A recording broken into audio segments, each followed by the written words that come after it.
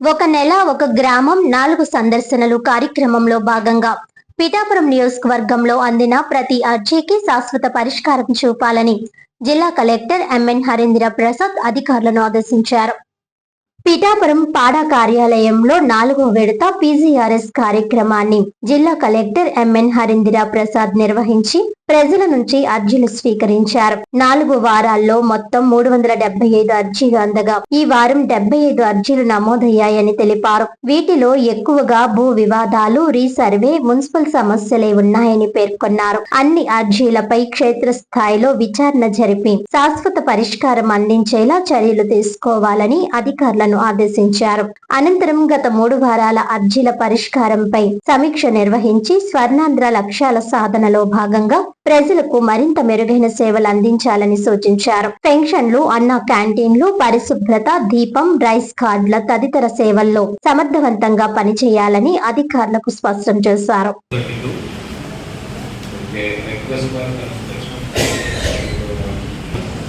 మామిడి Suryaprakash unable to issue Patala Plaza for this transition. Further action will be taken in receipt of order.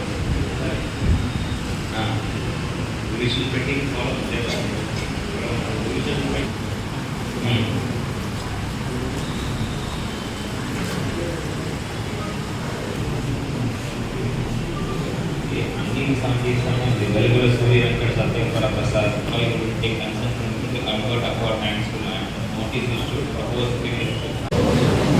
Kakinada జిల్లా ప్రజలందరికీ నమస్కారం.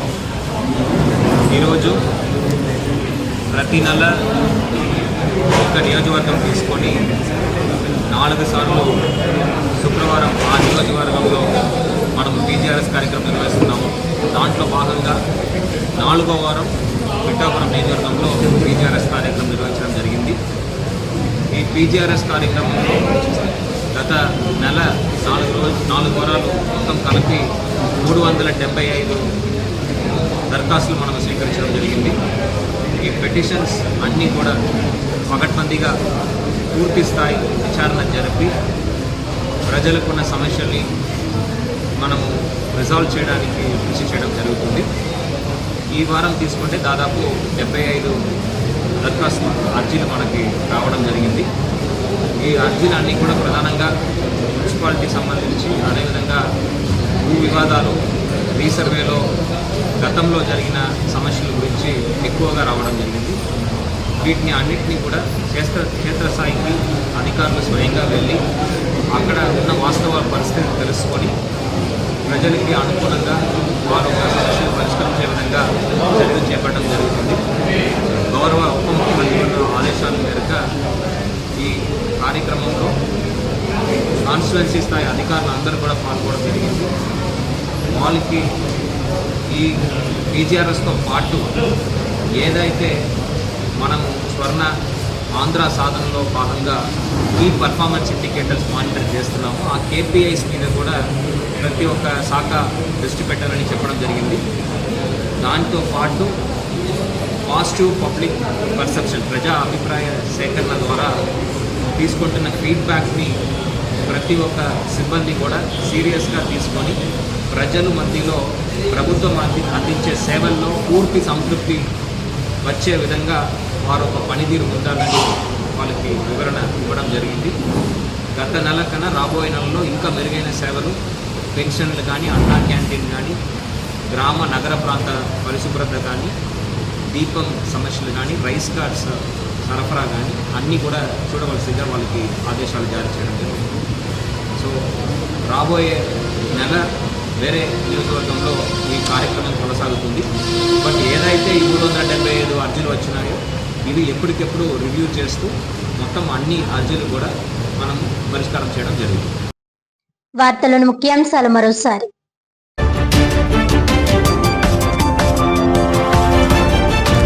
CITU ఆధ్వర్యంలో Kakinada collectorate వద్ద అంగన్వాడీ వర్కర్లు, ఆశా వర్కర్లు ధర్నా.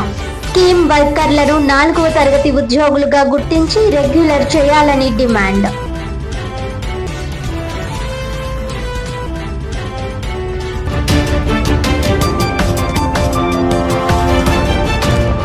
పిఠాపురం నియోజకవర్గంలో ఒక నెల ఒక గ్రామం 4 సందర్శనలు కార్యక్రమం. పీజీఆర్ఎస్ లో అందిన ప్రతి అర్జీకి శాశ్వత పరిష్కారం చూపాలన్న జిల్లా కలెక్టర్ ఎంఎన్ హరీంద్ర ప్రసాద్.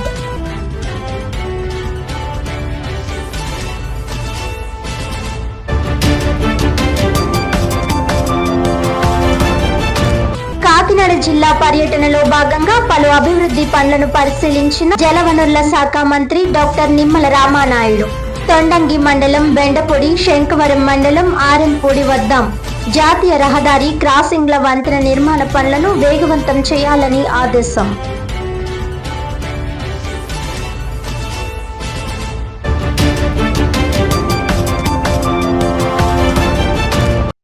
ఈనాటి వార్తలు ఇంతటితో సమాప్తం. తిరిగి వచ్చే బులెటిన్ లో మళ్ళీ కలుద్దాం. అంతవరకు సెలవు. నమస్కారం.